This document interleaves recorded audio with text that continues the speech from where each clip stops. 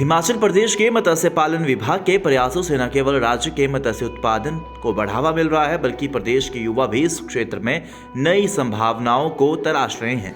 वैज्ञानिकों टिकाऊ मत्स्य पालन को अपनाकर प्रदेश के किसानों ने एक नई उपलब्धि हासिल की है। इस क्रम में प्रदेश के 3 उन्नत ट्राउट मत्स्य किसानों ने उत्तराखंड को 9.05 लाख रेनबो ट्राउट आईडी ओवा की सफल आपूर्ति की है।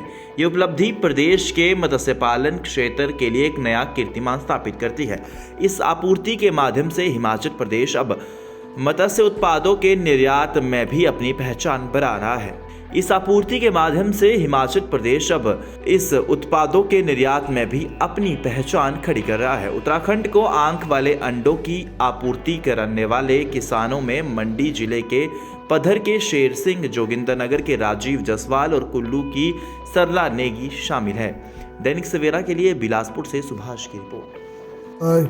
ट्राउट मछली का उत्पादन हिमाचल के 7 जिलों में किया जाता है, जिसमें से कुल्लू, मंडी और शिमला हमारे प्रमुख जिले हैं। हिमाचल मत्स्य विभाग के अपने 9 जो ट्राउट फार्म्स हैं और ट्राउट का उत्पादन हर साल इसमें बढ़ोतरी देखी जा रही है। 23-24 में कुल ट्राउट का उत्पादन हमारा 1402 मीट्रिक टन था, जो कि 24-25 में बढ़कर ये 1600 मीट्रिक टन तक होने की इसकी संभावना है। इसके अतिरिक्त जो प्रमुख उपलब्धि के तौर पे मैं बताना चाहूँगा कि किसी समय पे हम जो आइड ओवा यानी कि मछली के जो एक आंख वाले अंडे रहते हैं रेनबो के, उसमें हम आयातक थे, उसको हम आयात करते थे और उससे हम अब शुद्ध निर्यातक बन गए हैं। अभी हाल ही में हमारे प्रदेश के जो प्राइवेट हैचरीज जिन किसानों ने मत्स्य किसानों ने चलाई है, उन्होंने 9.5 लाख के आसपास आइडोवा का जो एक्सपोर्ट है वो उत्तराखंड को किया। इसमें से हमारे प्रमुख तौर पे श्री शेर सिंह जी पद्दर जिला मंडी से हैं, राजीव जसवाल शानन जोगिंद्रनगर से, व सरला नेगी कुल्लू से, फोजल गांव कुल्लू से हैं। सो इन्होंने न केवल रेनबो ट्राउट मछली के आंख वाले जो अंडे हैं उनकी मांग पूरी की है, बल्कि एक नए मानक स्थापित किए हैं, क्योंकि अभी तक तो हम बाहर से मंगवाते थे और अभी हम अन्य स्टेट्स को भी दे रहे हैं। तो इसके अलावा इससे पहले भी सिक्किम और अरुणाचल प्रदेश को भी आइडोवा यहाँ से हम सप्लाई कर चुके हैं।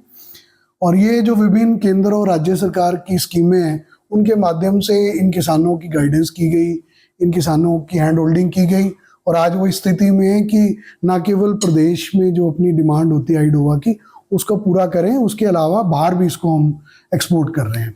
इसमें प्रमुख तौर पे ये रेनबो ट्राउट है। हालांकि ट्राउट की दोनों वेराइटीज़ हिमाचल में है, ब्राउन ट्राउट और रेनबो ट्राउट, लेकिन जो रेनबो ट्राउट है वो उसका कल्चर जो है अमूमन तौर पे उसी का कल्चर जो है किसान अपने रेसवेज में करते हैं और हमारे फार्मों पे भी उसी का ज़्यादा कल्चर किया जाता है।